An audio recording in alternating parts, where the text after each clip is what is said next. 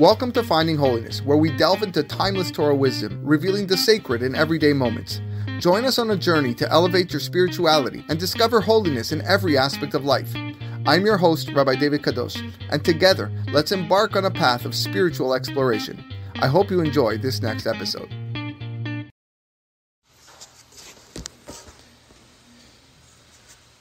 Some 25 years ago, I was under the chuppah, and the chief rabbi of France at the time, Rav Yosef Sitrug, Zecher Tzadik Livracha, said a line that really stayed with me to this day.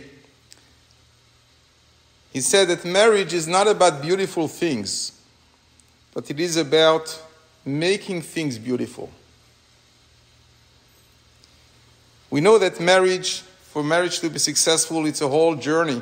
It's not something that happens overnight. People expect always, they wake up the day after the wedding, they expect to see fortune, to find fortune in their relationship. But we know that it's something that's a process. It's an ongoing process. And I would like to share with you the beautiful things that we find in Chazal. Actually, some of them are even secrets that people at large don't know about how we could make marriage a success, how we could make something extremely positive and very, very special. So we'll start with a Gemara that says, let's talk about the power of women. And I'll share with you what the Gemara says about what it means to be married for a man. The Gemara says, Belo isha, belo simcha. A person who is not married cannot properly rejoice in life. And the Gemara continues, without a wife, you don't have bracha. There's no blessing in the household. There's a special bracha which comes along when a person gets married. Like the Ben Ish Chai says, the husband who respects his wife is going to find bracha in his business, in his parnasa. It's a very big segula to be successful in parnasa. And the Gemara says, without a wife, belo tova, there's no good well-being in a person's life. Like we know, matzah isha matzah tov, a very famous pasuk, that a person could find good through marriage. The next one is very interesting. Belo isha, belo Torah. That means even if a person is a Torah scholar, who studies Torah, but if he's not getting married, if he refuses to get married, he won't be able to be perfect in his achievement, spiritual accomplishment in life, which is what Torah symbolizes, spiritual accomplishments in life. Below Isha, the Gemara continues, below Choma. Choma is a wall. Remember, in the olden days, certain cities had walls surrounding them to protect them. And I would like to elaborate on that soon to show you what it means. How is a woman creating a protection for her husband? And the Gemara continues, below Isha, below Shalom. There's no peace. There's no, peace of mind that could be achieved fully when a person is not married. You understand why I didn't bring the men here tonight. They would have been jealous of you. The Gemara goes as far as saying, Eno Adam Shalem. We're not a full person. We're not a perfect person if you're not married. As we know, each side of the couple is half of an entity of one whole neshama. Half is in the male and the other half is in the female. Together, they make a full entity, something of perfection. There's a famous pasuk that we are familiar with that says, Ko tomar levet Yaakov v'taged livnei Israel. So you should speak to Bet Yaakov, which refers to women. HaKadosh Baruch Hu tells Moshe Rabbeinu before Matan Torah, before the giving of the Torah, you should first approach the women, and then v'taged livnei Israel. Then you go over to the men, ask them if they want to take the Torah. And the obvious question is, who is more obligated to study Torah, men or women? It's usually the men. They have a mitzvah, ve'agita bo yomam v'layla. There's a mitzvah to study Torah, to learn Torah whenever there's any time available. So how come here the pasuk gives priority to the woman when it comes to accepting the Torah? So Rabbi Yaakov Hillel says a very powerful message we can learn from this pasuk, that women have a very strong influence in the house. And Moshe Rabbeinu, HaKadosh Baruch Hu, knew that if the women would not go for accepting the Torah first, there would be no point in going over to the men. It is so important that first the women will accept it, and then they would have a positive impact on their husbands. Then we could eventually have Klal Yisrael receiving the Torah. We know the famous story of Dinah was taken by Hamor ben Shechem in the city of Shechem. And Rashi explains, you know why this happened to Yaakov Avinu, such a holy man, that his own daughter was taken? Rashi says, because Yaakov tried to keep Dinah away from Esav. He knew that Esav would lay his eyes upon her, and he was afraid he would ask to marry her. So he put her in a box so he wouldn't see her. And it was as if HaKadosh Baruch Hu said, I don't approve that. You should have allowed Dinah to marry Esav. Maybe she would have had a positive influence on him and would have turned him from a Rasha to a Tzaddik. That's how much we could rely on this powerful influence that women have on their husbands. Of course, we have to learn how to use this in a positive way. As we're going to see how a woman can be using that special skill that she has, the special talent of having a strong influence in a household, how could she use it in a positive way? And I would like to share with you a thought that I believe very strongly that the Jewish religion is the one that gives the most respect to the woman.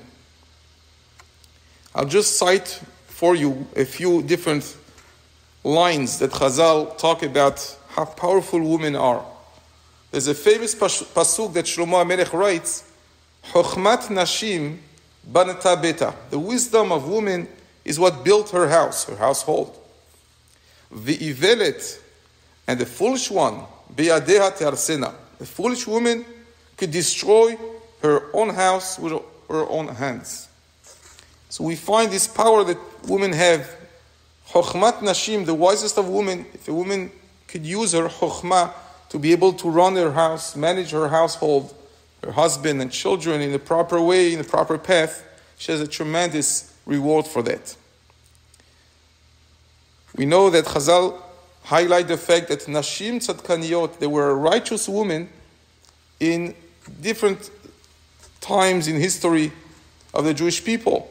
We know that by Pesach, Bizchut Nashim Tzadkaniyot, Nig'alu Avotenu, we were worthy of Yetziat Mitzrayim only because of Nashim Tzadkaniyot.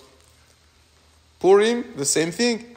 Esther was very influential to bring about the salvation of the Jewish people, and Chanukah as well with Yehudit. So we see this power that women have. There's another Chazal that says, Bina Yetera. There's an extra wisdom, a different type of wisdom that women have that men have no access to. And now I'll share something which is truly fascinating.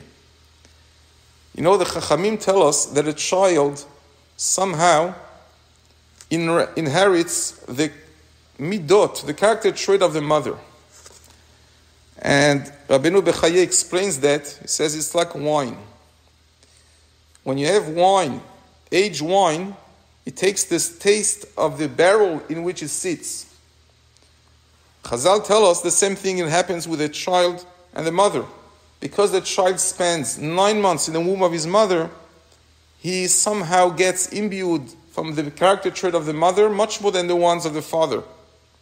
And that's why, right, Chazal say if you want to marry someone, you check out her brothers. Because Rov Yeladim, Rov Banim, Acharei Ha'em. Acharei Ha'em. The children go after the brothers of the mother.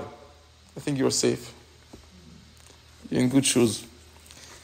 So we see this power that women have. And how could we utilize that? How could we use it in a positive way? So, for example, for a woman to use her influence on her husband, for example, on her children as well, would be through encouraging the husband, stimulating the husband to do good things, to fulfill to have a fulfilled life experience, to live with values, to work on earning, on making, on getting a lasting relationship, on creating a lasting relationship, and to find meaning and purpose in life. Again, the woman's position is extremely important because she has a tremendous strength over the husband, and how she could have an influence on the husband. We mentioned before the power of women that are compared to a choma, to a wall. A wall is a protection for a city. How is a woman protecting a husband? How does that work? Physically, I think men are stronger than women, I believe.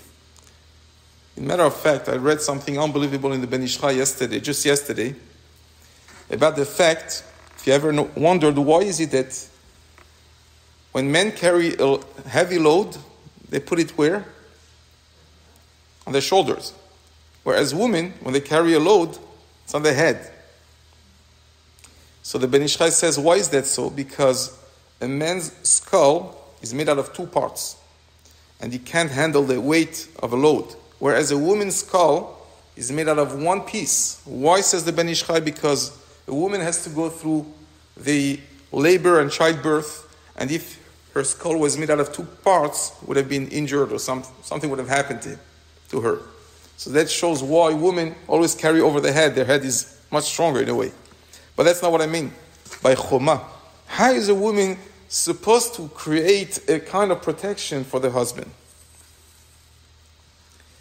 So, I don't think I need to elaborate much about the type of world we live in. People walk around, if you see advertisement or secular newspaper or magazines, 30 years ago, people would have been fined and penalized for showing what they show in advertisement today. The lack of modesty, all the way in the streets, everywhere basically, in dress and behavior. And this is not just enticing to men, it is very disturbing for a man. I would like to emphasize the fact that men have a very strong weakness, and it is in the area of being tempted by a woman. And the secular world is aware of it. And yet, they do everything to make men go crazy when they see how women walk around in the streets. And it doesn't bother them. So what is that telling us? That every Jewish woman has to know that she has a tremendous role in her house. And she has to be the protection for the husband.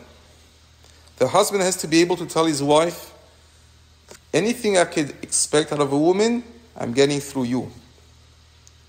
So number one, that means what? That means that at home, you should always be put together. Just the opposite of what the society is like. The society we live in believes that when you run out to the convenience store to get something, make sure to put makeup on, to put everything, your outfit be well put together. When you're on the street, when you're at work. At home, big deal, my husband is used with me. What's the big deal? I could be in like pajamas all day long. What's the big deal? The Torah is just the opposite. The Chachamim tell us, a woman, for example, a woman whose husband left the country, and the Beit Din has to provide this woman with different things from the assets of the husband who left the woman alone. The Chachamim say, the Rambam says, there's one thing we don't provide the woman whose husband left town, and that is makeup. Because who is she trying to make herself beautiful for? That's the hashkafa of the Torah. This is the philosophy of the Torah, that a woman has to have constantly to be concerned by pleasing nobody but the husband. And don't forget that the husband sees other women in the streets, at work, at their best appearance. And he comes home. You don't want him to see a Fatima or a fat Ima, whichever way you want to say it, obviously. So I know it sounds like obvious, but it is so important that the woman makes sure to always be attractive and well put together at home for the husband.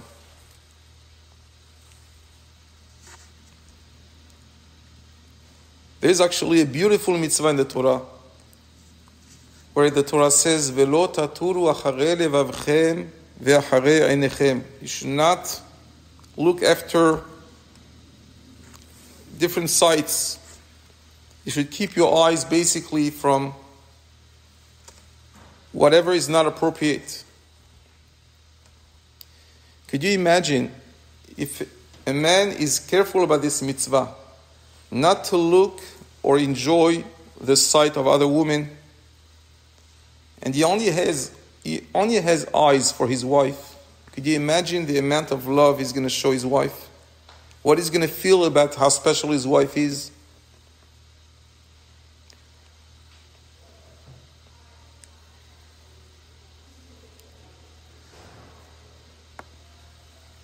In a secular world, everything is open. Everything is available.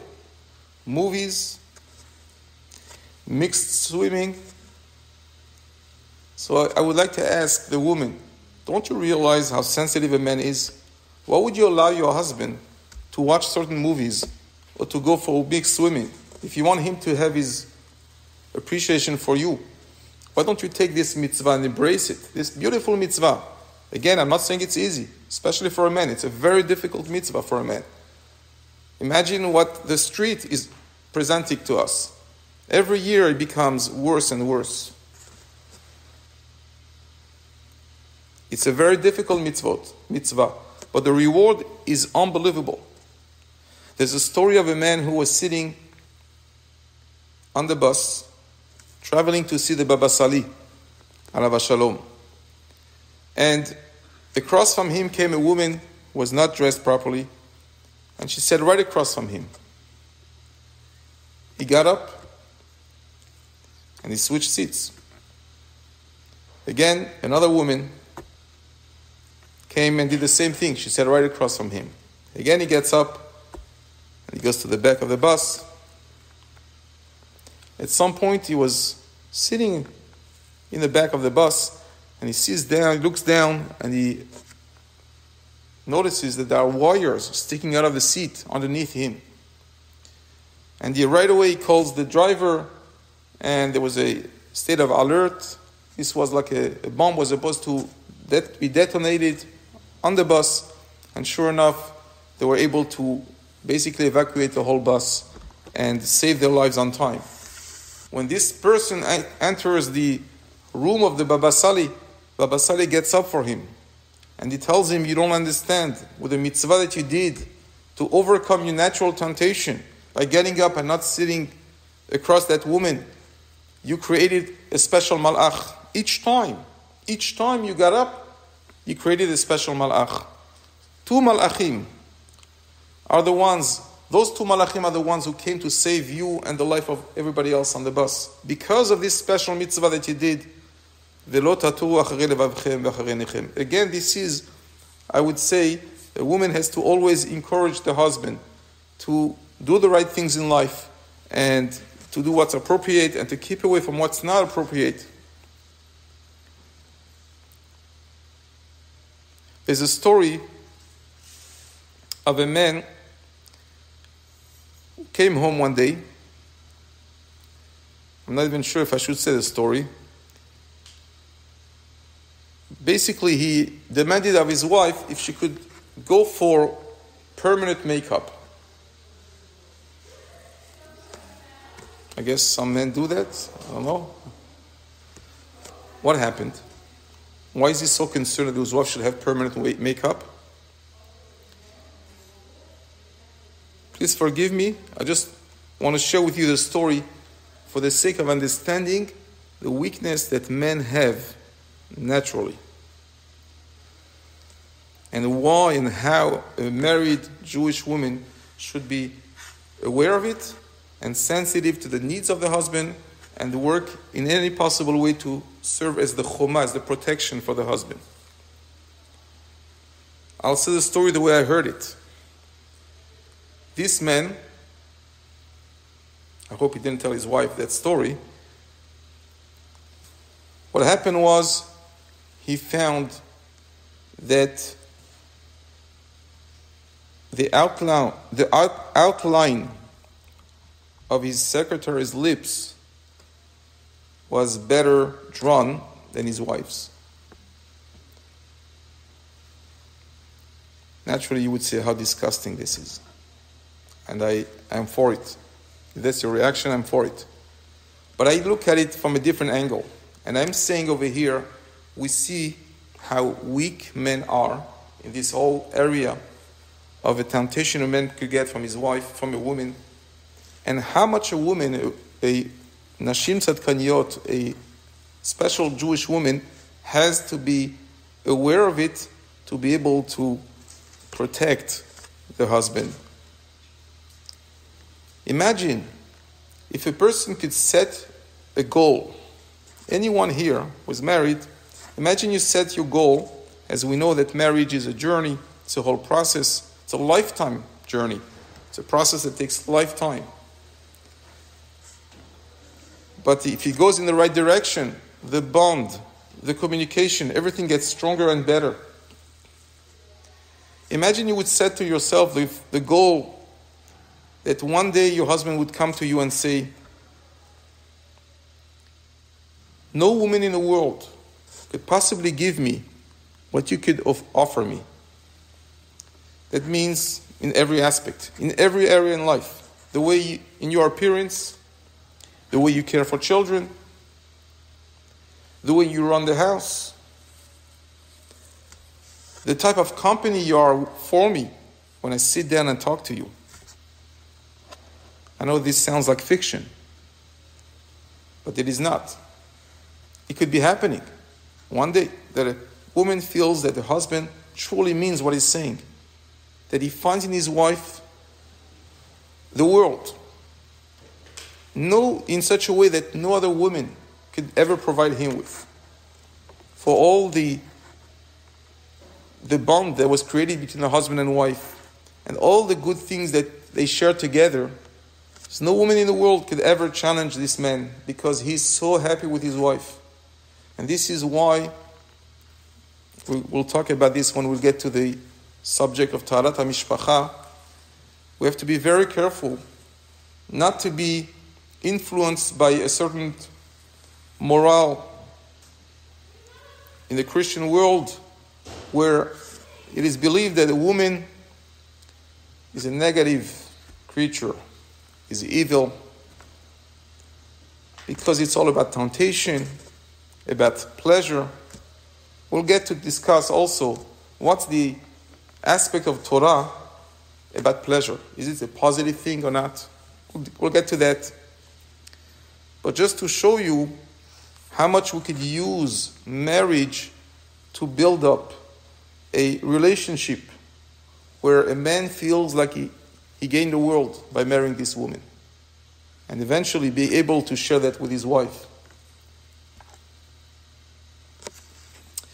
If I already spoke about the way a woman should appear at home, should put herself together at home, let me just open a brackets, parentheses, to explain that there's a major difference between the way men look at the house, at being at home, and women look at being at home.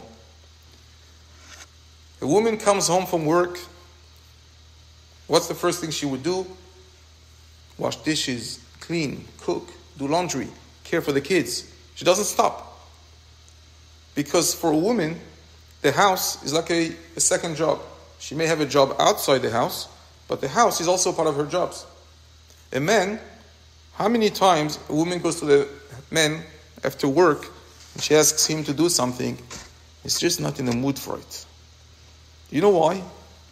Because a man looks at the house like a place to relax.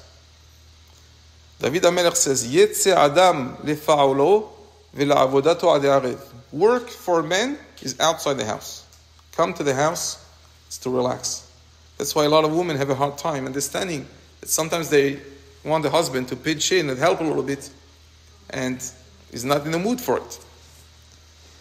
Now don't worry, they'll get their part next week, Bezrat Hashem. I'll try to mention something about it. I'm not approving that behavior, but just for you to know that it's harder for a man to pick himself up and start doing things at home because he wants to just be on the couch. So here's a story. A woman is sitting on the couch peacefully, and the husband goes, honey, could you please get milk from the fridge? I need milk for my coffee. So I will definitely mention that Rabbi Victor Miller has a tape where he has the 10 commandments of marriage. And one of them is, what's with these men? Whatever they want, they always ask the wife, pass me the salt, pass me this, pass me that. Okay, so we'll mention that next week. But as far as the woman is concerned, what's a natural reaction to such a behavior? Naturally, he could also get up, just as much as I could get up.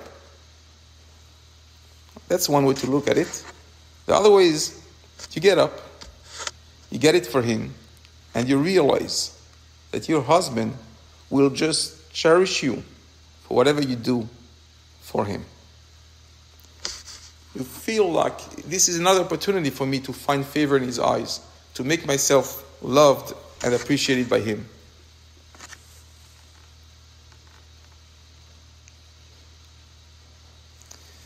So now the husband comes home from work. A lot of times, a woman, especially women nowadays, we must appreciate what they do for us. Besides for taking care of the kids and the running a household and shopping and cooking and cleaning and doing laundry and all the other tasks, they also work outside. They have so much on their head. A lot of times things don't go smooth for them. So you have a woman, as soon as the husband steps in, he gets an avalanche of all the trouble that you went through that day. Chachamim say that's not a good approach. First, what should you do? Husband comes from work, put food in front of him. You know, men like food. That's why when you have a kiddush, and you have men on one side and women on the other side, the men's sides, and there's nothing left on the tables. Women, they are busy talking. They don't eat. So I think we should switch over at some point, so to make it even, so then we get the food anyways. Men like to eat. Believe it or not, the Gemara talks about that. By nature, a man likes to eat. So especially after work, man is tired, give him food. Then you could put on him as much as you want. Ask him, the washing machine just broke, and this, the check came back from the bank, and this. He's fed, he's okay. Then you could pour on him whatever you want. It's just a piece of advice to avoid sometimes friction, the husband and wife, for no reason. If you just know the techniques, how things work in a man's mind and in a woman's mind, you could avoid a lot of times issues. So we spoke about this concept of choma, for a woman to realize her role in a Jewish home, how great of a role she has, to be a protection for the husband, because men are bombarded by all the lack of decency and morality that the world has to present to us.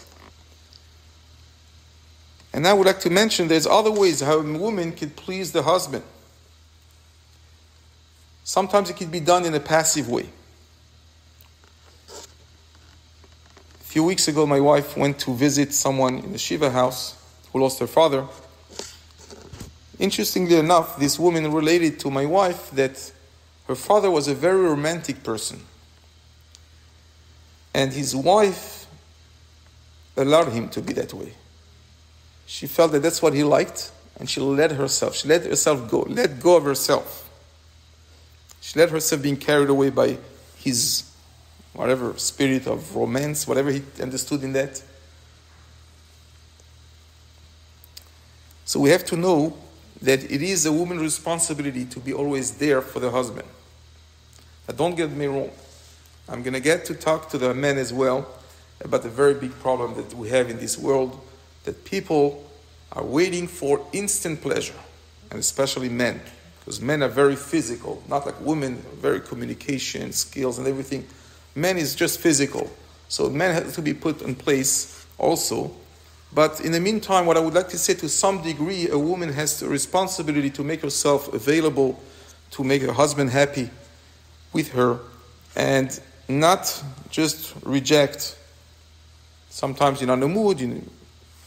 I'm not saying all the time a woman has to be available, but to some degree she has a great mitzvah to make herself available for the husband when he wants to be romantic with her. And now there's other ways a woman could do that. This time it could be in an active way. We find in Chazal that there are some things that create love between a husband and wife, such as serving food. Serving food for a woman to the husband, a lot of times it could create a bond between them, or arranging for beds in the evening, making them look nice and appealing, attracting. These are different ways how a woman can be chaviva al ba'ala. If you understand a little bit of Hebrew, chaviva al ba'ala.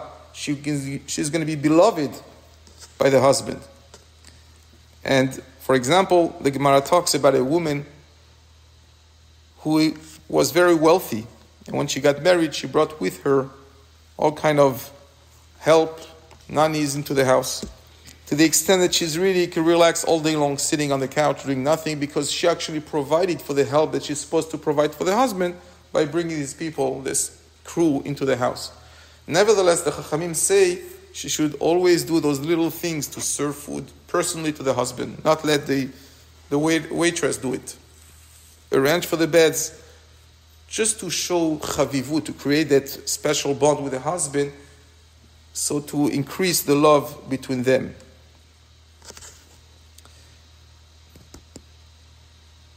Obviously, a man, a husband, would cherish you for all that you do for him, and especially what he likes. Now, it could take years to even discover what your husband or you likes, enjoys. But once you know what it is, focus on that, because that's how he's going to cherish you. That's why he's going to feel so special, so attached to you. Another aspect of the relationship between husband and wife is obviously communication. So I happen to teach in a girls' house school, so I'm totally aware that women are much better than men in that area. They know how to express their feelings, their emotions, their appreciation. They offer encouragement. They give compliments very easily.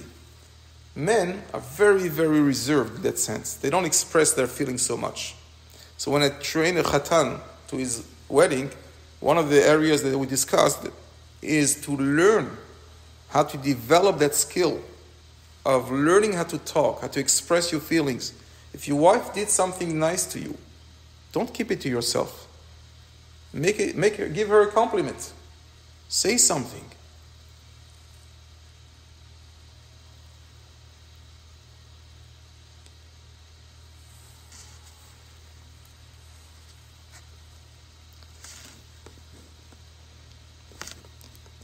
Talking about communication, we're all aware of the fact that technology is not on our good side in that sense.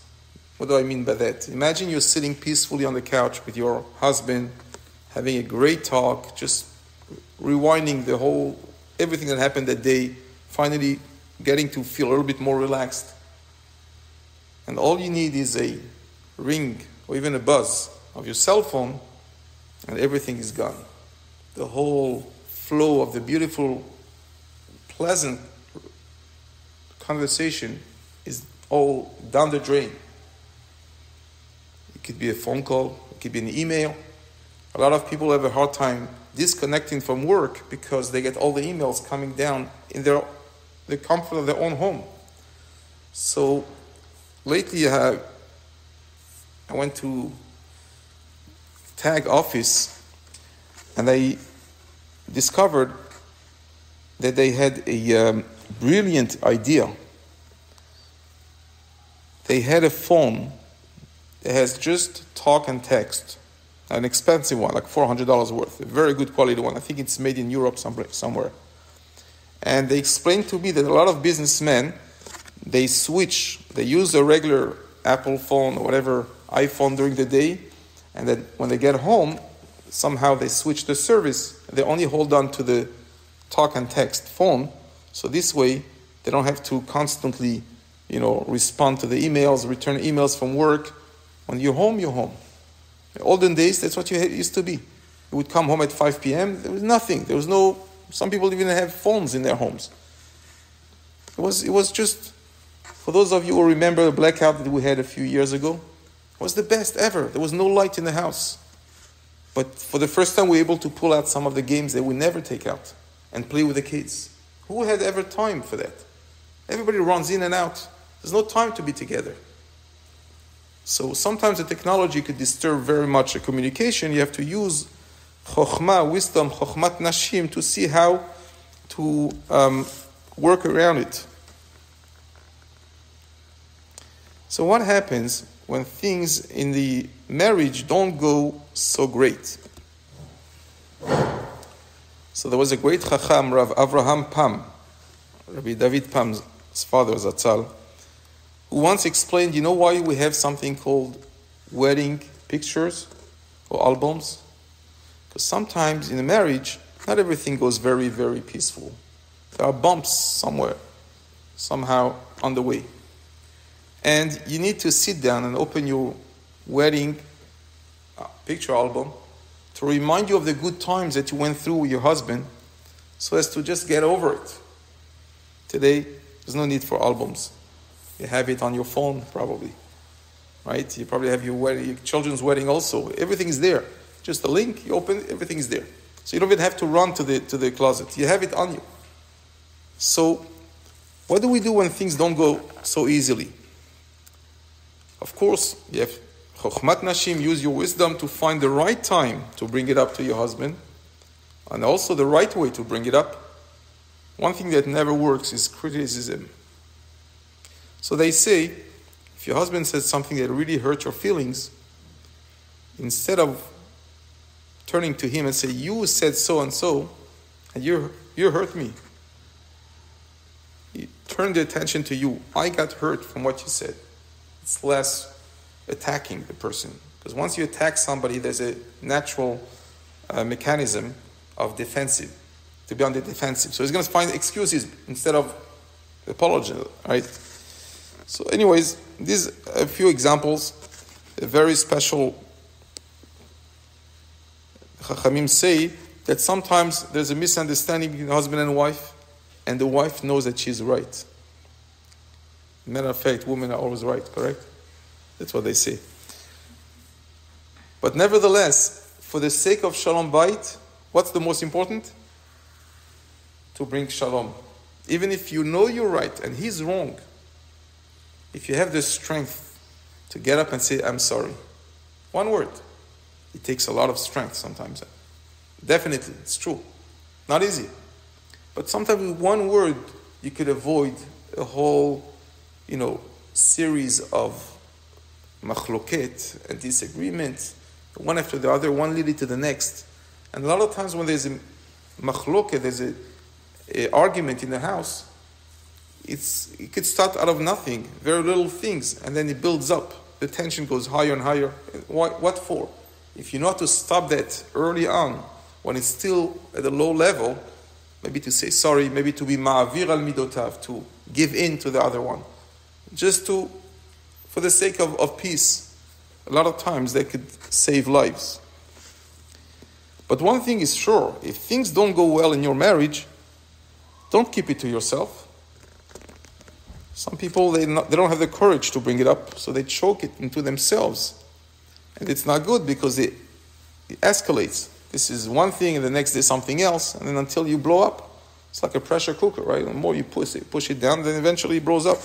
So you have to learn how to settle the issue as soon as possible with wisdom, like we said, without offering criticism and finding the right time, the right way to bring it up. One thing, if you ever hear someone talking negatively about your spouse, you should always stand up for him. Always defend your spouse. Whether he's right or wrong, you never allow people to talk bad. And sometimes, unfortunately, it's the kids. Sometimes the children have something negative about one of the parents. Don't stand by doing nothing. Pick yourself up and make sure to defend the other spouse. You don't talk like this about, you know what this person does for me, you know what your father does for me, you know what how hard he works, and what. So you're always there to defend one another. This is another skill for a healthy relationship, to always stand up for one another.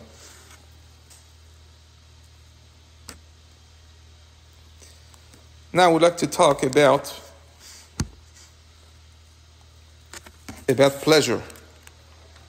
What is pleasure? What's the definition of pleasure? And also, is it something that's positive or negative? Is pleasure something we should try to keep away from? Or do we find anything positive to it? What is the position of the Torah in that regard? So we have to know that pleasure could be not only a positive thing, but many times in the Torah it's considered a mitzvah. For example, we'll talk about Oneg Shabbat. Oneg Shabbat, to eat delicacies during Shabbat, to rest well during Shabbat, to have good time on Shabbat, is a very, very special mitzvah. Is that a goal in itself? Is it what we wait for Shabbat for? Obviously not. It's not what we wait for Shabbat for. Even if Dafina is the most, successful dish in town, that's not what we wait for Shabbat for. Nevertheless, it's a means to elevate oneself spiritually. Without food, imagine Shabbat without food. Would you be able to feel spiritual elevation? There's no way. The same way in a marriage, we say bracha to HaKadosh Baruch Hu asher bara sason vesimcha. HaKadosh Baruch Hu created joy, happiness, ahava ve'achva, love and brotherhood, shalom ve'reut, peace and friendship, because it's a blessing HaKadosh Baruch Hu gave us, that marriage could be something that's attractive and could be something beautiful if it's managed properly. So we see that pleasure is sometimes a mitzvah, and a great mitzvah. In a marriage, it could bring one closer to the other because of this powerful thing that marriage has in it. There's a great Chacham that writes that naturally, when you get pleasure through somebody else, you feel attached to that person. And once again, I would like to mention that a woman should be wishing that one day her husband will be able to talk to her and say that the pleasure he's getting from being with her, he will never, ever be able to get from any other woman in the world. That's the goal of every Eshet Yisrael, that she should be able to make her husband feel that way. That even in the field of intimacy, it should be successful and pleasurable for the husband to be with his wife and to feel that nobody on earth will ever make up for that. So that's a little bit to understand how it could be a positive asset to tap on the pleasure that marriage could bring along with it. Now, what's not so clear is the definition of pleasure. We know that the world we live in runs after pleasure in every possible way. People want to make money because they want to be able to have better vacation and maybe bigger houses, better cars, better food, It's all about pleasure.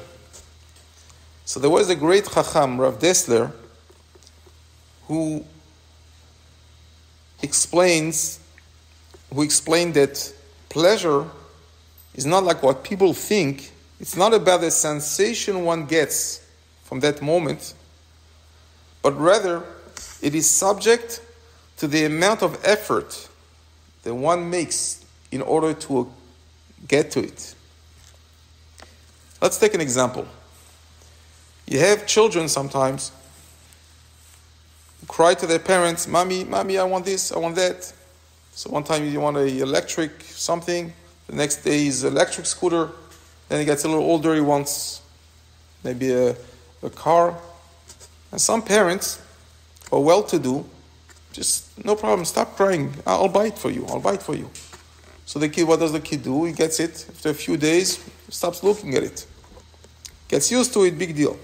And then you have some families that when a kid wants a prize, so the parents make him or her earn that prize. Okay, so we're going to have a chart. Every time you brush your teeth, a sticker. At the end of the week, you get a large one. When you got 5 large ones, I'll take you to the dollar store. We'll buy something for you. So imagine the kid, after he's able to get this prize, probably worth only a few dollars, how happy he must be. Because he worked so hard, he toiled so hard for it. The same thing it is when it comes to marriage.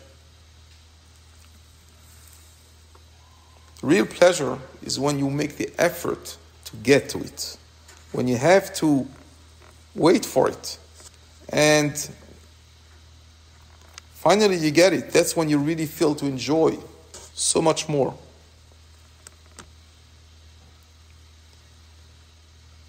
So we understand now why the Torah sets this beautiful mitzvah of taharat, hamishpacha, where there's a time for separation between husband and wife only in a physical sense. Many people make that mistake. As far as communication is concerned, there is no limitation. During the time of taharat, of nida, the communication should be not only ongoing, but even strengthened. Because this is the time when there's a connection between the neshamot, the husband and wife. You strengthen the bond between the neshamot. It's not on a physical sense. Anything which could lead to the sin obviously has to be avoided. But other than that, as far as communication is concerned, yes, there's a mitzvah to talk to one another, to be caring for one another. You'll have to give a gift to your spouse during nida. All that is very important because that's what, actually, when you have the real opportunity to reinforce the communication. When there's no other way to connect, because there's no physical contact. So the communication is much stronger and it has to be reinforced. Now we know that anything that's a physical pleasure, after a little while we'll get tired of it. Take, for example, Swiss chocolate. Anybody likes it? Swiss chocolate, the white one. These days like $6-7 a bar. Just looking at the price, you collapse, right? So imagine you feed somebody with Swiss chocolate, the best one, the Schmerling, or I don't know what's the best brand. You give him that for breakfast, for lunch and supper. After 3 days, you can't look at it. Can't even think about it. So the same thing happens with marriage sometimes. If we get too much of the physical pleasure that comes through marriage, what happens is the ending of every love story in the movies, it comes to a separation at the end. That's when we focus too much on the physical pleasure and we don't know how to keep our limits. The Torah tells us that we need this time to separate between husband and wife, to feel the freshness of the marriage coming back, the sweetness of the marriage. And the more so, there's a certain aspect of mayim gnuvim imtaku, which means prohibited water is sweet. Anything that's prohibited, you always want to do. Try to tell a child not to touch something, not to do something. That's exactly what he wants to do. Why? That's natural. That's how men are. So the same thing. Chachamim tell us that if a woman is prohibited to you, it's going to be more attractive to you. Now that's a big problem because you want to stay with your wife. So the Torah says, I have a solution. I'm going to make your own wife prohibited to you for a couple of days. So you're going to get to feel what it means to be prohibited on you by your own wife. And then when she's able to get back to herself, everything is back to normal. Then you get to taste the prohibited in a permissible way. So you get a little bit of both. This is the powerful secret of taharat hamishpacha.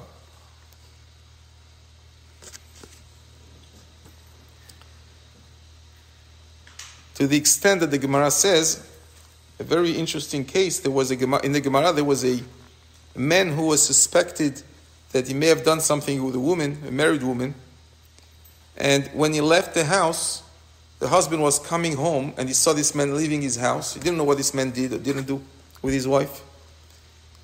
But what happened was that this man who was running out of the house yelled to the husband of the woman who was inside the house, "Be careful, you're going to step on a snake, you're going to kill yourself, watch out."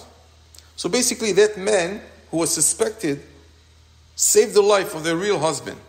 And the Gemara says, for that alone, we know that he did not commit any sin. Because if he did, he would have wanted the husband to die so he could be with his wife, this woman for real. So Tosfot asks a question, what's the big deal? So Tosfot says, no, you would have thought differently. That the man would have wanted the husband to still alive, so he could go back with his wife, this woman when she's prohibited, because you enjoy much more the prohibited than you do for something that's permissible. The reason why we don't say that is because people, Tosfot says, that's a secret that people don't know. People at large do not know how much sweeter it could be to have the taste of prohibited. That could explain why in France there's a perfume called l'interdit, the prohibited. Maybe that's based on this Tosfot, I'm not sure. Okay. So again, we have over here the problem that many couples go through where they just request, they have no patience, they want instant pleasure. Like today everything is instant. You get instant news, instant forecast, everything is instant. You don't have to go far, it's on the phone. You don't have to turn on the news, everything is on the phone today. So it gets into our system. So we also expect instant pleasure sometimes. And this is a lot of times the problem with men mostly, versus pleasure that is awaited for. And I would like to mention something, that if we did talk about the fact that men are sometimes more of an issue when it comes to this issue, because men are more physical, men don't need so much communication, they just... If you think for a moment that by keeping the laws of taharat hamishpacha, you're teaching your husband discipline. You know the discipline, you learn discipline by practicing it. By giving your husband 12 days when he can't touch you, what are you doing? You're helping him to learn how to control himself, his instinct. So even after you go to the mikveh, you come back, he's going to be learning, hopefully, to be more under control. This is the power of taharat hamishpacha, where we learn how to train ourselves. The same way a person who keeps Shabbat and is able to put away his cigarette or his cell phone for 24 hours is learning how to control himself much more, even during the week, because he has been training himself to keep, to control himself for some time. The same thing with taharat hamishpacha. This big problem that men have, a lot of times could be either solved or diminished by the fact that we learn how to discipline ourselves through keeping the laws of taharat hamishpacha.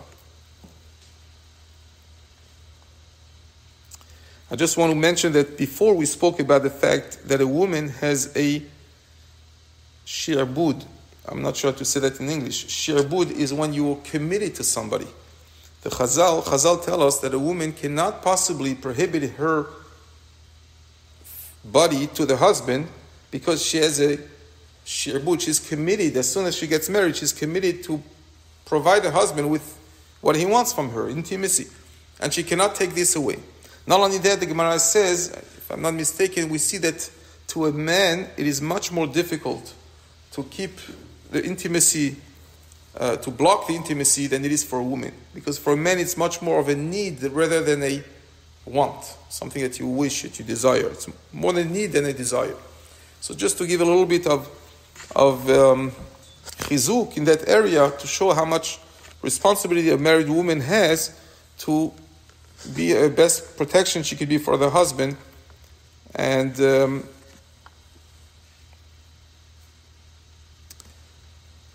right, so now we'd like to talk a little bit about taharat hamishpacha, the laws of taharat hamishpacha. So if you ask somebody, what's the best recipe for a healthy, long-lasting marriage or relationship? Anybody wants to pitch in, maybe give us ideas? I'm only 25 years married, so I'm sure there's some people who can give me more advice.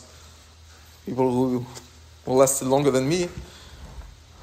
So, based on what we talked, I think taharat hamishpacha is a good component, definitely, to create and to nurture the freshness in the marriage, in the relationship, the love, the bond, and the craving for one another when you can't satisfy that craving instantly, but you have to wait to be able to satisfy it. So that's definitely a very strong component. Is that the only thing? Now, why do we know that? Do we believe that it's important to keep taharat hamishpacha? Because we have to realize that HaKadosh Baruch Hu, who is our creator, he's the one who tells us what's best for us.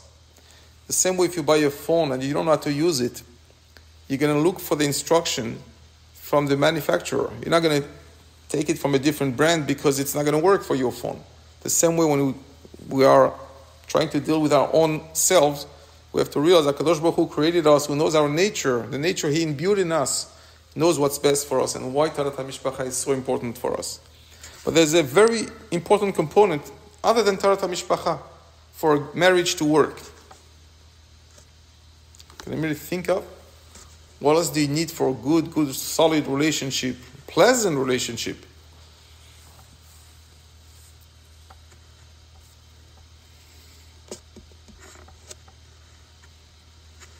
Probably put it on your resume, on your list of requests, what you're looking for in a boy. So, something which we're all familiar with. It's called midot.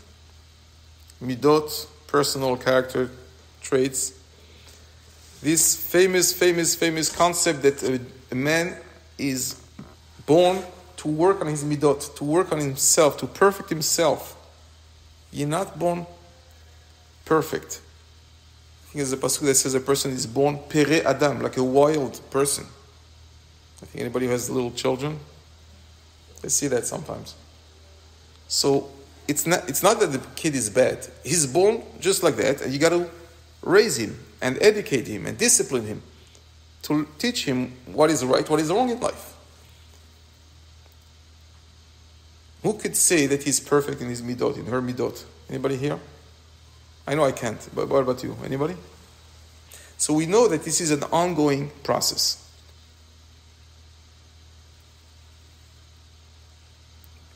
Just to take one idea about a midah that's important, patience. I think patience is a very important trait that we all need to work on. And working on one's marriage is very important.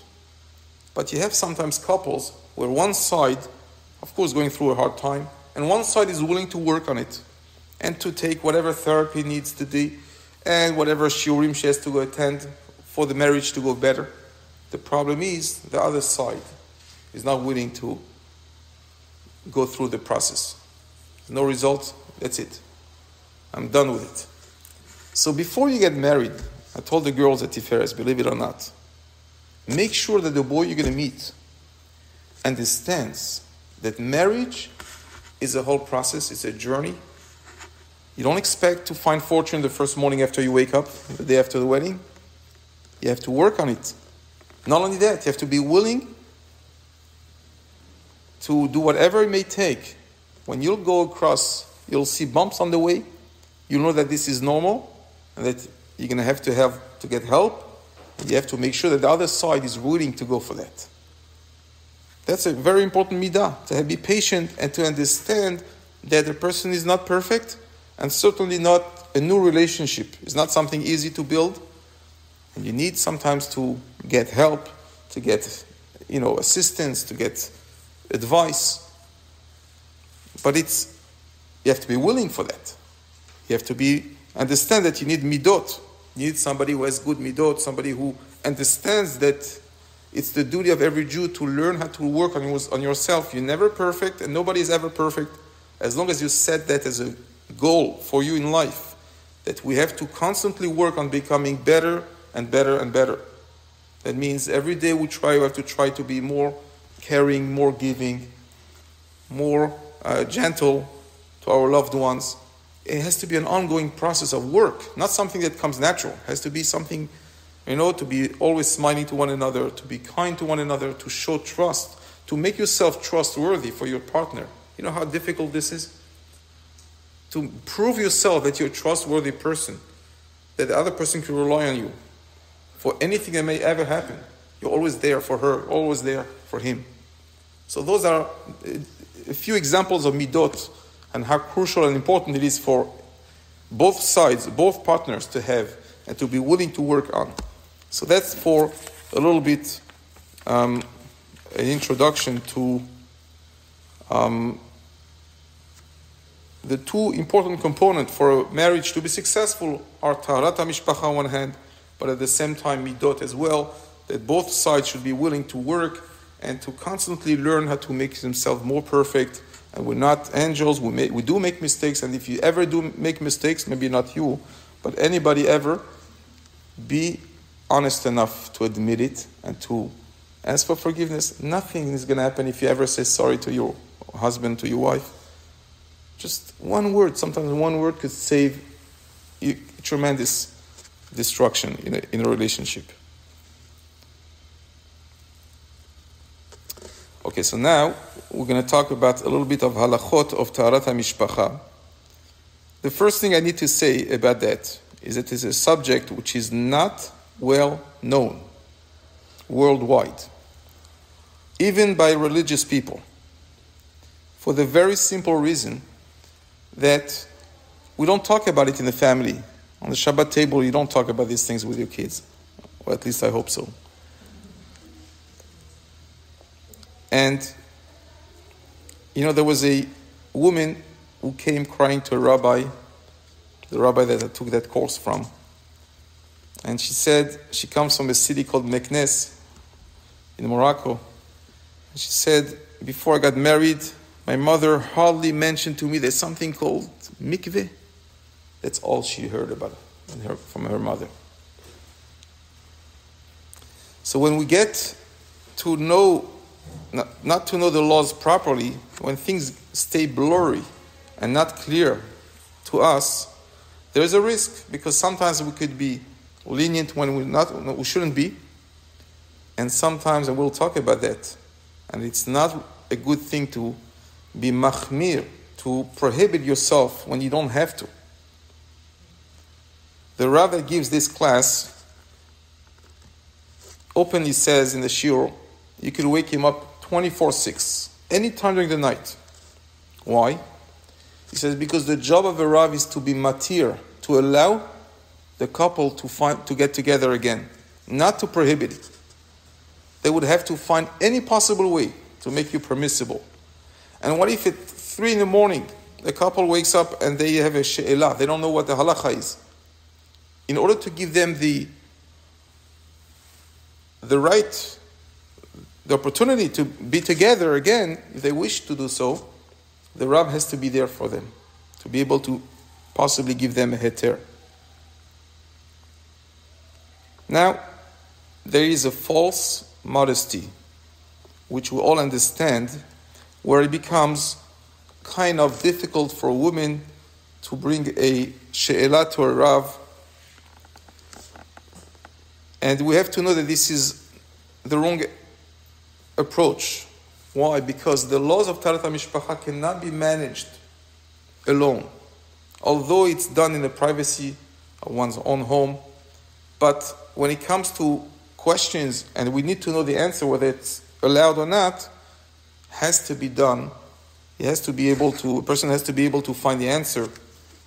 For example, when you go to a Rav to ask a she'elah, we'll talk about when a woman has a questionable color, she should be able to, a lot of Rabbanim, they allow the she'elah to be asked anonymously, meaning you could put the question thing in an envelope without even putting your name on it, just put a code or number or something, and you call up and here's the answer. The Rav doesn't care who it is from.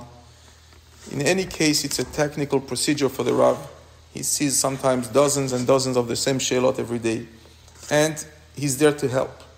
It cannot be something that a person keeps for himself, and if we're not sure, so either we're more lenient where we shouldn't be, or sometimes we're too machmir, which is also not good for the couple. So I would like to just mention that in this class, I would like to use clear and precise terms, because when we don't, it can leave people with a vague understanding of the halachot, which is not good. So even if you find that sometimes I'm outright about certain concept, it is for the sake of making sure everybody gets the halachot properly well. So what is a nida? What is the definition of nida? We know nida is a flow of blood coming from the uterus. So most people would say, of course, a woman gets her period, she's a nida. Today we're going to learn that it doesn't matter the cause, what brought about this bleeding or sometimes a stain, and it doesn't matter regardless of the state of the woman when she becomes nida. In a nutshell, what is nida? A woman becomes nida, so for 5 days, she has to wait 5 days, then do the first examination. We'll talk about this in detail, called hefsek taharat, the very first examination, which is to determine that the blood has stopped completely. And then she could start the next day counting the 7 clean days, after which she would prepare herself to go to the mikveh and eventually go to a mikveh and that's how she would be able to basically make herself again allowed to the husband. So the preparation to the mikveh has for this purpose to make sure there is no separation, no chatzitza between the body and the water, because any chatzitza will invalidate the mikveh. It's interesting that there's a correlation with a baby being in the womb of his mother, completely surrounded by amniotic fluid. And somehow a woman going to the mikveh is like going back to the beginning of creation. It's like a rebirth, where you start again fresh and pure and anew. So this is why there's the whole series of preparation that a woman has to undergo to make sure that nothing will separate between the body and the water. And of course there's a whole section about archakot, which is the conduct between husband and wife when she's a nida, where we keep away from anything that could lead to further intimacy. However, the communication has no limit that we still strengthen during this time. So, what makes a woman a nida? So what's the cause? What could be a cause for a woman to become nida? Sometimes a woman could become nida or have a stain as a result of physical effort. For example, a woman works out and she comes back, she sees a stain. Or sometimes it could be an emotional shock. So a woman finds a bug. Okay, women can understand why it's such a big deal. But anyways, I'm not going to get into that. That could go as far as causing a discharge. Sometimes it could be a medical examination. So we should know that routine vaginal examinations usually do not make a woman a nida,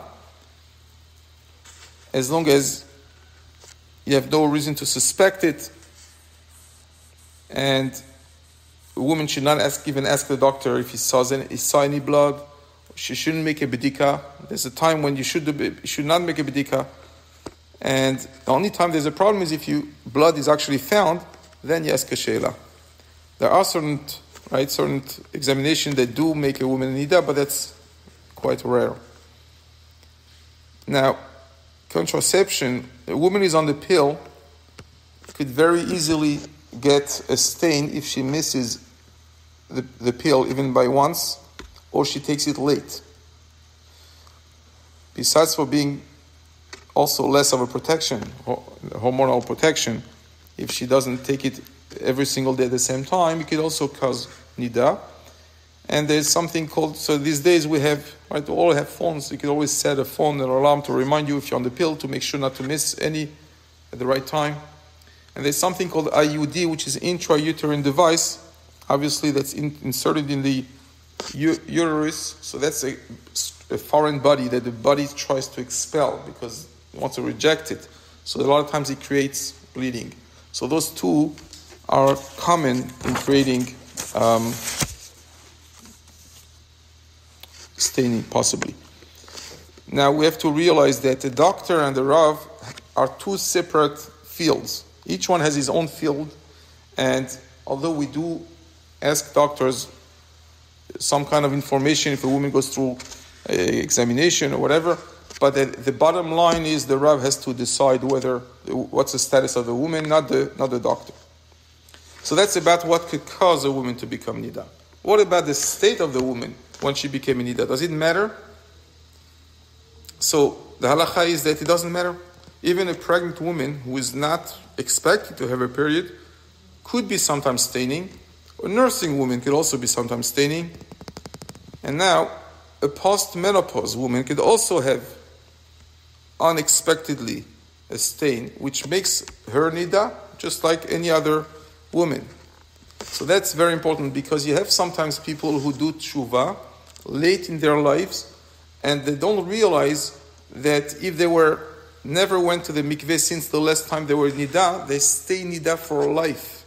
A woman never gets away from her status of nida unless she goes through the 4 stages. The 4 steps are hefsek taharat, the 7 clean days, the preparation for the mikveh, and the actual mikveh. If any of them is missing, so let's say a woman does teshuvah when she's 60 years old. She's already post-menopause for 15 years at least. So she may think, what's the point for me to go to the mikveh? I'm not getting my period anymore. Doesn't matter. You were nida for already so many years. So that, again, applies to Balat Tshuva. If you have anyone in your family as an older sister or mother or someone that might be, it's good to tell them this halakha, that they should go once to the mikveh, and that would fix all the sins that they did in the past by going to the mikveh. And just a one-time thing. It's a one-time process, and it's worth its while, because every time she's with her husband, if she's not going to the mikveh, it's a problem. A woman can become nida after coming from the mikveh. It's not common, but it could happen. Obviously, at childbirth, a woman becomes a nida. And if a woman has a miscarriage, chas v'chalila, a miscarriage, you always ask a she'ela, what is the earliest you could go to the mikveh? Because there are situations where a woman has to wait 15 days before going to the mikveh, and that is when the baby's gender is a female. The halakha is for 14 days the mother is not able to go to the mikveh. Even if the bleeding stops and she's able to count 7 clean days and go after 12 days, she's still asur until the 15th day. So in order to avoid these issues, always ask a she'ela. Hopefully it should never happen. So now let's talk about the parameter of blood according to halakha. So we know that there are different colors. Some are allowed, some are not. Some are questionable. So what's not allowed is the red and black. We all know this is asur, there's no even question. What is allowed is white, green, or yellow, like the inside of your lemon. These colors are okay. They're 100% okay. You don't even have to ask a she'ela, because it's fine. It's just mucus or whatever. It's not blood, halachically speaking. Then you have brown color, which is questionable, gold, orange, and pink.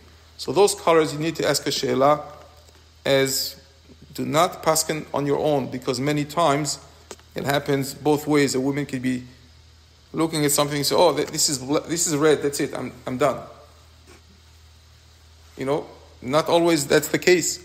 And it could be the other way around. You don't want to bother going to the Rav, this is okay. So that's about the color. What about the substance of the blood that makes a woman in nida?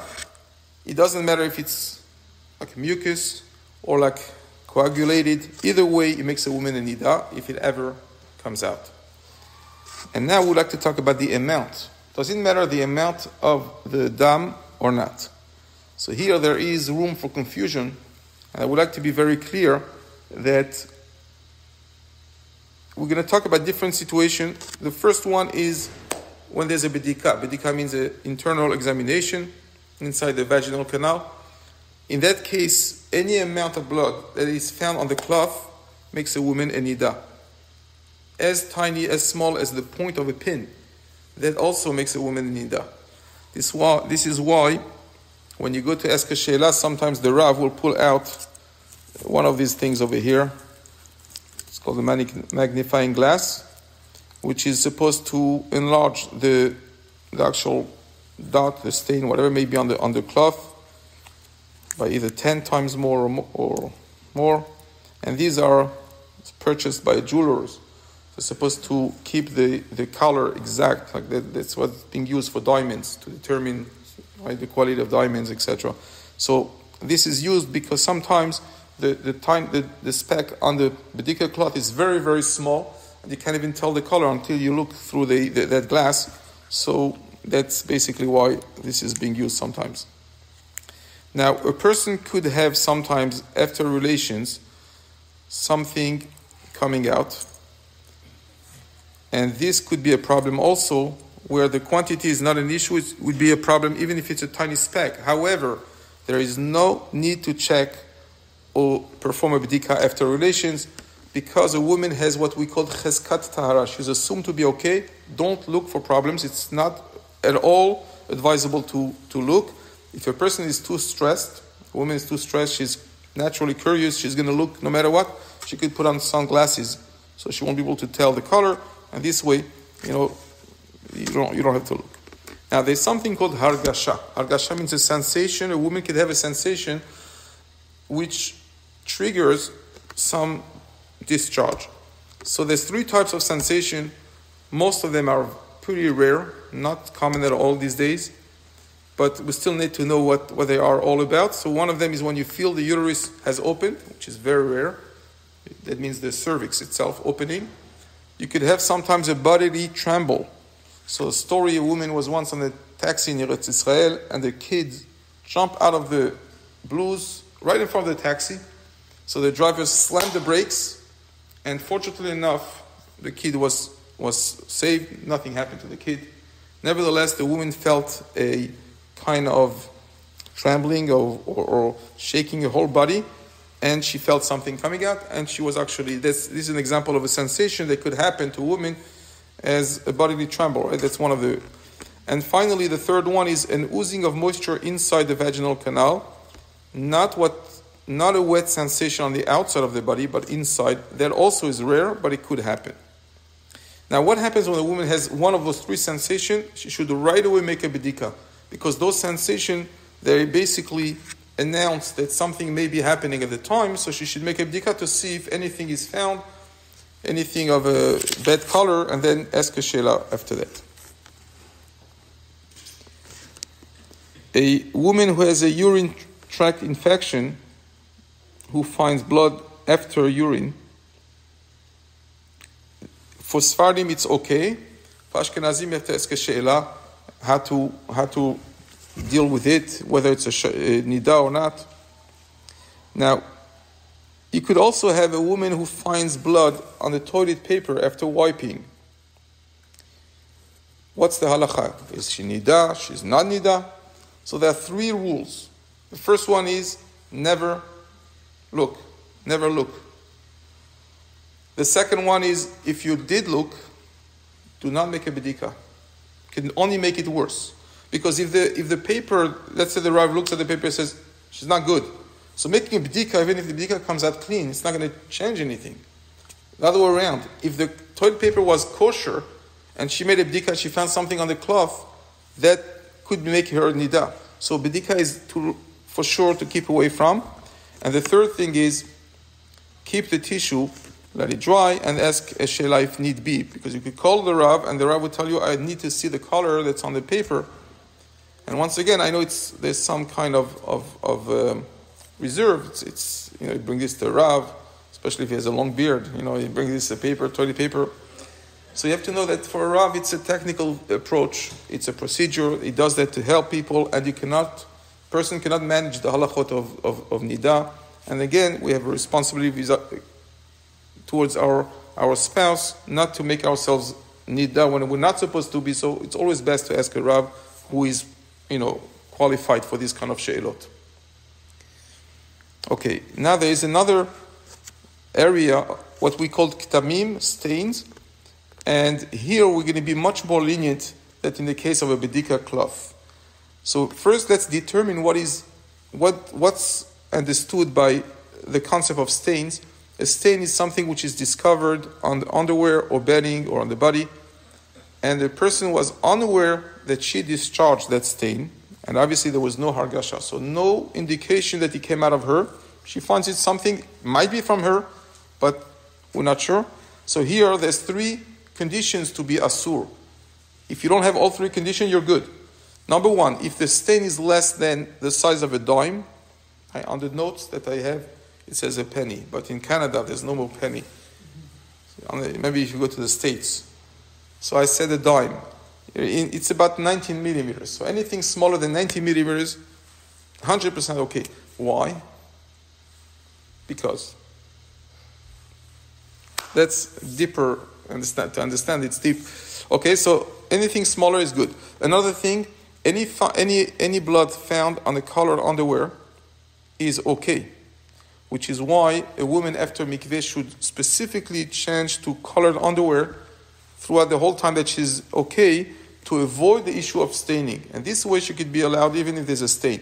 Now obviously that doesn't mean that if there's a flow, she would still be okay, because otherwise a woman would never become nida if she always wears color. So that doesn't mean a flow, but a stain found on a colored underwear even larger than the size of 90 millimeters is okay. And finally, if a stain is found on a bathtub, on the floor, on the toilet, this is also okay. And why? Because. Right? Now there's a trick over here. It's a little chidush, but that's what it says over here, that sometimes those stains could be announcing the coming of a period, and therefore it's good to refrain from marital relations for 24 hours after the stain is found on the collar underwear, and just in case that, it's on the way. Okay, so now, what's the procedure of the taharat process? Is it late or is it okay?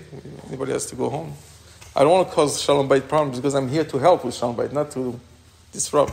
Yeah, I'm sorry. Yeah. If someone is wearing colored underwear, yes. They don't need to ask the Rav? No. Unless it's a real big one. It's not a big one, no. It's good. So the procedure of tahara, there are 4 steps. We said the first bedika we'll talk about more in detail, the hefsek tahara. There's the 7 clean days. The pasuk says, V'safer ala shivat yamim. There's the preparation to the mikveh and the actual mikveh. Now everybody understands that if you have a swimming pool, Olympic, those big, large pools, and you go back and forth the whole day, it's not going to be work. It's like a mikveh. We all understand that. And we know that it's a must to go into a mikveh water. That's the only thing that makes a woman tehora. And the same way, the other 3 components, the hefsek tahara, the shivat yamim nekiyim, and the preparation to the mikveh are also just as important as the actual mikveh. So that's what we're going to talk about now. Okay, so what is a bedika? Bedika is an internal examination to make sure that the vaginal canal is clean without any residue of blood. Question, a woman did not make a bedika, let's say, but nothing came out. She knows for a fact there's nothing comes out of her body. And she knows that. Is she okay? So the answer is no, because the bedika is a must. Why? So if you've ever been in the shower sometimes, and you're looking for shampoo, and there's no shampoo. The bottle is empty. Now you're not going to go out of and get another one in the storage. You're in the shower already. So what do? You take the old bottle, and you stick your finger inside, and you try to get a little bit of whatever left you have inside. So that's the same concept of bedika. It could be that the uterus is already, the cervix is closed, nothing is coming out of the body, but there's still some blood inside that is problematic. So therefore, we need a bedika, and it has to, right? The bedika has to be done whenever required. Chazal tell us that inside the vaginal canal there's a presence of folds and crevices, which is why when a woman checks herself, she has to feel those folds and possibly, if need be, go in and out when she goes around to check inside. So we all know of bedika cloth, right? So the way to do a bedika, to make a bedika, a woman should take that cloth. So there are different requirements for the cloth, right? It has to be pre-washed, it has to be cotton, 100% cotton, and a certain size. It has to be clean and white. So usually when you buy those cloth, they're all ready to use. They all meet those requirements. So a woman should take one of these cloth and wrap it around her finger and insert it inside. Now the Khatam Sofer says that we have to understand there's two requirements. One is how deep inside she has to go, because if it's not deep enough, it's not called a bedika, it's called kinuach, it doesn't count for a bedika, it's as if she didn't check. So there has to be, the Khatam Sofer says a woman should lift one leg on the bathtub edge, for example, and one leg on the floor, and this way she could insert deeper in. Of course, it shouldn't be in a way that would irritate the cervix, but other than that, she should be trying as deeply as possible. And move the finger gently in a circular motion. That means 360 degrees. It has to go, make sure to touch all surfaces inside, and make sure to enter all folds and crevices. Now, merely wiping or going in and out is not a bedika. It doesn't count for a bedika. If a woman feels discomfort, she can lubricate the vaginal area with a mineral oil or KY prior to inserting the bedika cloth. Okay, so now, hefsek tahara, the very first bedika that one needs to make is the hefsek tahara. So there's two components, the calendar and the time. Calendar means what day is a woman allowed to start the hefsek tahara. So we all pretty much follow the rule of 5 days. 5 days means that from the day she started seeing her blood or stain, she starts counting day one. And the day that she sees her blood is counted as day one, no matter when it happens, as long as it's before sunset. So let's say Friday afternoon, before sunset, an hour before sunset, a woman had a stain. So that's counted as day one. Shabbat be day 2, Sunday day 3, Monday day 4, and Tuesday day 5.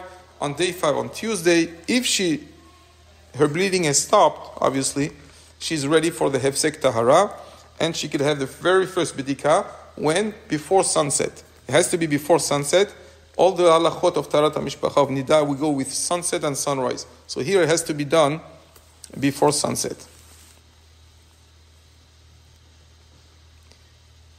When do we not count the 5 days? There are some instances where you don't have to count 5 days before you start the 7 clean days. You know when that is? Anybody? Yes, after a baby. Very good. Why? Because the idea of 5 days is when you change the state from being allowed to your husband to becoming a nida. When you had a baby, you had at least more than 5 days that you already separated. Then you don't need to start. As soon as you clean, you go for the hefsek that very day. Another thing, if a woman has any kind of situation where she becomes a nida again in the middle of the 7 clean days, no need for 5 days, because she's already kept the 5 days. She was already separated more than 5 days. No need for 5 days, only for the 7. Okay? Of course, even if there's a stain, a woman is nida because of a stain. Also, you have the rule of the 5 days. If you ever heard a different number than 5, you should know that different minhagim.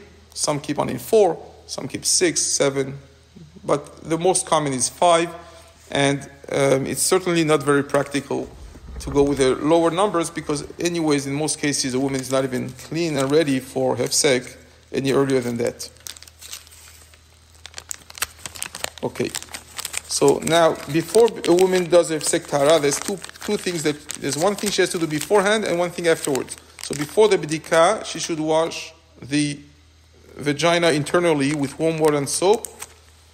And so this would help for the b'dika to be clean, hopefully, right? We're trying to make sure the b'dika comes out clean, so she should wash internally to remove any residue of blood. Now, when is the time to wash? For this halakha, there is no requirement to do it right before. You could do it even in the morning. Let's say a woman taking a shower, going to work. In the morning, she could already wash before the hefsek tahara. That kind of washing is okay, even early in the morning. And what day of the year do we skip hefsek tahara? Is there any day of the year that we skip hefsek tahara? Answer is no. Even Tisha B'Av, even Yom Kippur, even God forbid, a woman is sitting Shiva. If the day arrived to have hefsek tahara, she could wash. It's a washing of mitzvah. There's no limitation for that. And this is as opposed to the mikveh. There's only 2 nights in the year that the mikveh is closed. All mikvahot are closed. This is Tisha B'Av and Yom Kippur. But that's for the actual mikveh. For the hefsek tahara, there's no, every single day of the year, a woman should not postpone it, should just do the full procedure as usual whenever it falls on. So let me just repeat, if a woman forgot to do hefsek tahara, even if she felt no bleeding, nothing coming out, it's still, she's not able to start the 7 clean days, and she should have it, she should make it. Now, once the cloth is out, obviously you have to check it. That's the whole purpose, to make sure that you see what's happening inside. And the best way to check it is in natural daylight. We don't like to use the artificial light because it could change the colors. So natural daylight is the best way to check it. Now, what happens if the b'dika came out not clean? Could you make another one? Answer is yes. For hefsek tahara, yes. For the 7 clean days, it doesn't work that way, because once you have anything that's not good, you have to show it to Rav, make sure it's clean, otherwise, so it's not going to help to make another one. But for the hefsek tahara, remember, the last one is the one that counts. The last one before shkia, before sunset. You can make it as many as you want, as long as you're careful not to irritate yourself. And very important, you have to mark the last one when you take them out, because if you get mixed up and one of them is good, one is not good, if you don't know which one is the last one, you won't be able to allow yourself. So you have to write on it with a little pen what number, right, of verification it is. The best time to do it is half hour before sunset, but you have really from mincha ktana about 2 hours beforehand. That's good. Now, very important that here again we realize that it's a mitzvah that a woman has to do b'dika, which is a mitzvah that only she has. See, other mitzvot like candle lighting or challah, a man can do for his wife. But this mitzvah, it's specific to the woman. It's how she connects with HaKadosh Baruch Hu. It's not an easy mitzvah. It could be very, not very comfortable. It could be, also it's not done with socially. It's done in the privacy. So it's not very pleasant. But this is a very special mitzvah that woman has. And the husbands trust their wives that they take care of it. So it's a woman should be very careful about those mitzvot. And not to miss a day. What does it mean not to miss a day? That if you go past sunset, let's say you're in the mall shopping, and you didn't realize you had to do hefsek that day. And you come out of the mall, it's already a minute after shkia, you lost the day. And now it's not praiseworthy to lose a day. Again, the Torah wants us to, whenever we could be allowed to be with a husband, you have to make sure not to lose. So there's a simple way. You could set an alarm on your phone to avoid losing a day. Or you could do, it's a good piece of advice for the women who want to make sure not to forget it, they can make the b'dika of the hefsek in the morning, just as a safety, in case they forget. Of course, they should try to make another one in the afternoon before sunset, if they remember. But if they forget, in most cases, it would be okay to rely on the one of the morning. In 90% of the cases, it would be okay. So this way you're safe, not to lose a day. Okay, so without a hefsek, one cannot start the Shiva Nekiyim, right? You can only start if you have a hefsek. So again, we had two parts. The first one is the washing part before the hefsek, the bedika, and the actual bedika. After the bedika is done, a woman should insert another cloth inside, which we call the moch dachuk. So basically, the idea behind it is to make sure that we know what's happening throughout the whole time of sunset to the nightfall, because the bedika is a 1 second thing. Okay, it's clean now. Who says in the next 20 minutes it's going to be clean? So with the cloth inside for those 45 minutes after sunset or 40 minutes after sunset, we're going to get to know what's happening this whole time. And now, of course, if a woman has some kind of sensitivity, she could ask a sheila, and sometimes the Rav would say there's no need to do that because it could be causing discomfort. Also, balat shuvah, a person who starts keeping the laws of taharat hamishpacha, we cannot expect overnight to do all the mitzvot. So here is something that we could sometimes allow her to skip. Okay, now we get to the Shiva Nekiyim, so we're almost done. The 7 clean days. So after, here there's also a lot of confusion. We have to make very clear that the day of the hefsek tahara, which is on day 5 or any subsequent day, the day that she's actually performing the first bedika, which we call hefsek tahara, interruption of purity, that day is not counted as day 1 of the 7 days. This is only the day before, right? So let's say today, so we gave an example, Friday afternoon she had a period, so Tuesday would be day 5 when she could have hefsek tahara. Tuesday night, Wednesday morning would be the first day of the 7 clean days. Not Tuesday. The day of the hefsek tahara is not counted as day 1. It is the next day that counts as day 1. And if you count 7 days from Wednesday or Tuesday night, Wednesday, then you have Wednesday, Thursday, Friday, Shabbat, Sunday, Monday, Tuesday. Again, Tuesday night the following week, she would be able to go to the mikveh, which is exactly a week after hefsek tahara. Just hefsek tahara is before sunset, the mikveh is after the nightfall. What happened if a woman miscalculated? She went to the mikveh 1 day too early. Why? Either because she doesn't know how to count till 7, or because she said 6 days is enough, you know what I mean, just go. Or because she counted the day hefsek tahara as day 1, while it wasn't day 1, it was the day before day 1. So by counting 7 days, including the hefsek tahara, she ended up going to the mikveh only after day 6. The mikveh is worth absolutely nothing. And she's 100% nida, and she has to be careful about that, right? So it's very important that if you're not sure, you write down on the calendar what day you start hefsek tahara, and the next day would be day 1 of the 7 clean days. It goes without saying that even if the hefsek tahara has been successful, all the laws of nida still apply until after the mikveh, right? It's not because the hefsek tahara was clean that that's it. You can touch your husband. Obviously not. We need all those 4 steps to take place before you're back to normal. There's 2 things a woman has to do during Shiva Nekim. We're almost done. The one thing is to wear white underwear, obviously to be able to spot anything in case it comes out, and that should be examined when a person is changing. That happens right after the hefsek tahara. So by sunset already, the night of the hefsek tahara, let's say Tuesday afternoon was the hefsek, sunset comes half hour after, that night, right there by sunset, because really the night of the first night starts at night, right after sunset. So right then she should change to white underwear. All the way through the 7 days, she has to wear white underwear. And however, the bedika, the actual examination, only takes place during the day, which is going to be the next morning of day 1. How many times is one supposed to check herself during Shiva Nekiyim? So twice a day. Has to be morning and afternoon. So morning is after sunrise and afternoon before sunset. Sunrise in the winter, especially in Toronto these days, is almost 8 a.m. So in case a woman is going to shower at say 6 a.m., she has to realize that if it's before sunrise, she should wait for the bedika till after sunrise, or to the very least till after dawn, okay, which is 72 minutes beforehand. How does one examine herself during the Shiva Nekim? Exact same way that we explained for the hefsek tahara, which means deeply. The 2 components are to go deep enough and to go in a circular motion, making sure to press around all folds and crevices. So who could add up all the b'dikot? How many do we have altogether? 15 or 16, depending if you count the moch as one of them. So 15. Hefsek tahara plus 2 per day for each of the 7 days makes 15. What is the minimum, the very least, that one has to have in order to be able to go to the mikveh?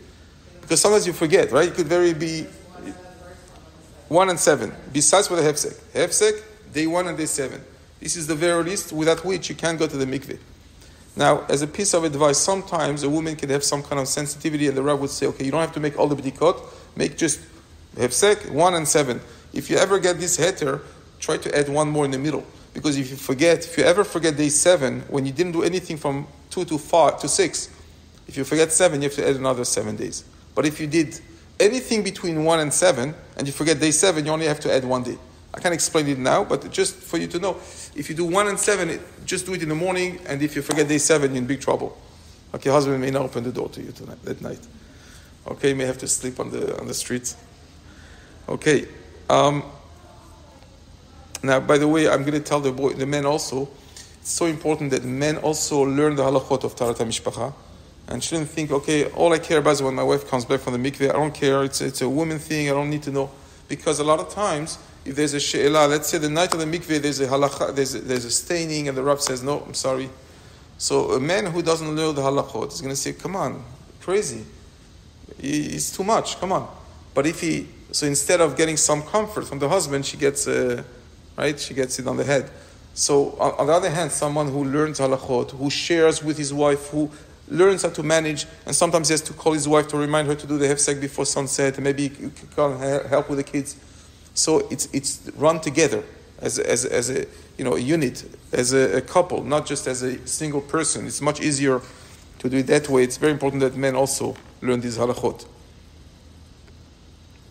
Could a woman say, okay, if I can go to the mikveh with first b'dika of hefsek plus day 1, day 7, so why bother to have all the b'dikot? I could go to the mikveh anyways with 1 and 7. So what's the answer? It's obviously not the same. Meaning, as far as the mikveh is concerned, you could go to the mikveh after hefsek and day 1, day 7, once each. But it's not the same way. You don't get the full mitzvah if you don't do all the b'dikot when you were able to. Right? It's like a person who misses Ya'aleh V'Yavo on the first night of Rosh Chodesh. He doesn't have to repeat the Amidah, but it's still not, he didn't pray complete. His tefillah is not the best it could be. Okay.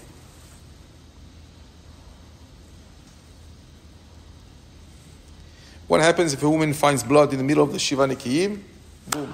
You have to start all over. Because the Pasuk says, V'safcha la Shiva Nekiyim, and V'achar tithar. It has to be one stretch of 7 clean days.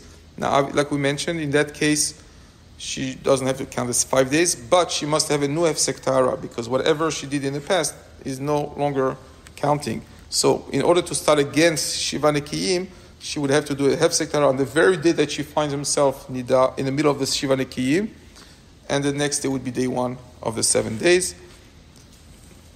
In this case, because it happened this way, the hefsek must be before sunset, not in the morning.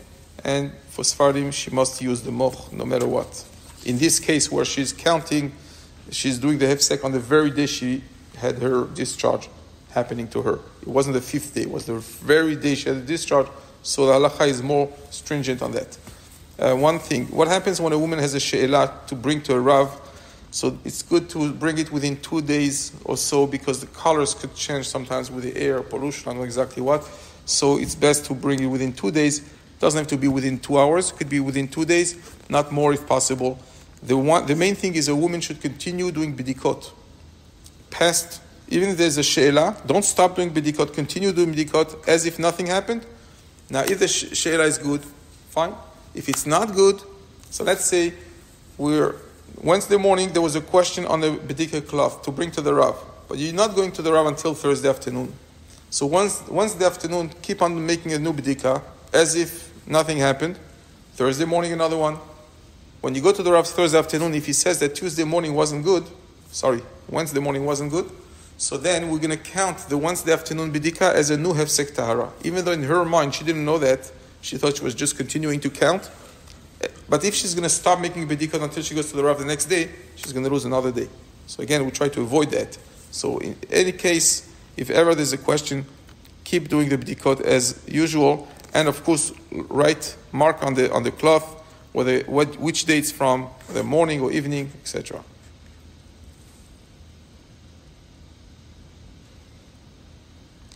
Now, a mikveh never gets pushed off. Mikveh night should never get pushed off for technical reasons or convenience. It's a very important thing that, you should never postpone a mikveh night. It's a very big mitzvah to go to the mikveh that night and not to postpone it. And it's part of the couple has to be together. It's a great mitzvah. We never push it off. But if, for whatever reason, in the exceptional case, it was pushed off, what happens after the 7 clean days? So the woman is not going to the mikveh that night. She's going, let's say, 3 days later. For whatever reason, she got a heter or whatever, fine. So in the meantime, there's no need to do bidika. She's done with the 7 clean days. No need to wear white. She could wear colored underwear, and that's good enough. Okay? I'll end up with this, that if there's a sheila, so we said to continue doing this, the counting. For example, let's say a husband is traveling out of town, and in the middle of the 7 clean days, he just booked a ticket. He's going out of town for 2 weeks or 3 weeks. So you figure, what's the point for me to keep on counting? I'm going to mikveh. By the time he comes back, I'll be having the next period. So the rule is don't do that. Keep on counting till the end of Shiva Nekiyim. Even if you don't go to the mikveh right away, but you're ready to go anytime if he ever comes back earlier, right? Also, if there's a sheila, keep on doing the dikot. And I'm afraid to say there's a fight, right? A woman says, oh, there's a fight? I'm stopping my counting. That's it.